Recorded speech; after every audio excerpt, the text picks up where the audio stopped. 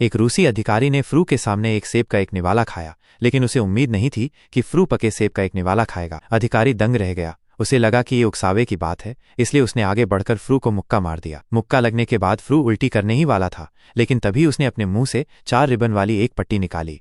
सारा थूकने पर पता चला कि वो एक पदक था, और ये कोई साधारण पदक नहीं था, ये जर्मन सेना के सर्वोच्च सम्मान का प्रतीक था। अधिकारी भी दंग रह गया। उसे जिज्ञासा हुई और उसने फ्रू से पूछा कि उसे अपनी सेना के पदक कहाँ से मिले।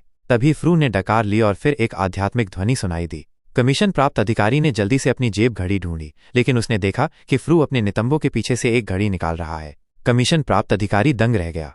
उसकी जेब घड़ी उसके नितंबों पर कैसे हो सकती है? जैसे ही वो उसे वापस लेने वाला था, फ्रू बिना कुछ कहे उसमें कूद गया। अधिकारी जांच करने के लिए आगे बढ़ा, लेकिन अचानक कुएं से एक हाथ निकला, इसलिए उसने कुछ लोगों को उसे बाहर निकालने के लिए बुलाया।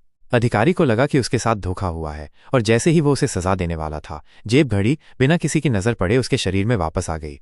अधिकारी को लगा कि ये काफी दिलचस्प है, लेकिन असल में असली रोमांच तो अभी शुरू हुआ था। फ्रू मानो कोई कलाबाजी कर रहा था, जिसने सबका ध्यान अपनी ओर खींचा और सब उसमें दिलचस्पी लेने लगे। वहां मौजूद सभी टैक्सी ड्राइवर जोर जोर से हंस पड़े और अचानक माहौल सुकून भरा हो गया।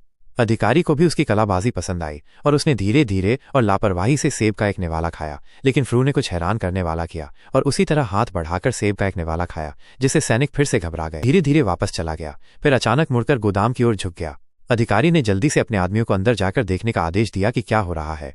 कुछ ही सेकंड बाद फ्रू गोदाम से भागता हुआ दिखाई दिया। उसके सिर पर लकड़ी का बैरल था और ऐसा लग रहा था जैसे उसे अपने कपड़ों पर गाइड पिन नहीं मिल रही हो। सभी सैनिक हंस पड़े, ये सोचकर कि यह आदमी जरूर कोई मूर्ख होगा जो कुछ देख नहीं सकता। भीड़ में उसे धक्का मुक्की की गई और भीड़ के बीच में धकेल दिया गया। अधिकारी भी ये देखने के लिए उत्सुक था कि यह मूर्ख क्या कर रहा है, लेकिन जैसे ही उसने बैरल खोला वो गायब हो गया। माहौल अचानक फिर से गंभीर हो गया। अधिकारी को लगा कि वो कार में छिप गया है, लेकिन जब उसने दरवाजा खोला तो वहां कोई नहीं था। जैसे ही सभी लापता फ्रू को ढूंढ रहे थे, कई बिल्ली प्रशिक्षुओं की आवाज आई। वे ये देखकर हैरान रह गए कि फ्रू किसी तरह छत के नीचे चढ़ गया था और वहां बैठकर बिल्ली की हरकतों की नकल कर रहा था। ये देखकर सभी फिर से हंस पड़े। किसी को नहीं पता था कि उसने ये कैसे किया। कमांडर भी उसकी प्रशंसा किए बिना नहीं रह सका। फिर वो एक और सीढ़ी ले आया, जिससे किसी को भी समझ नहीं आया कि वो आगे क्या करने वाला है।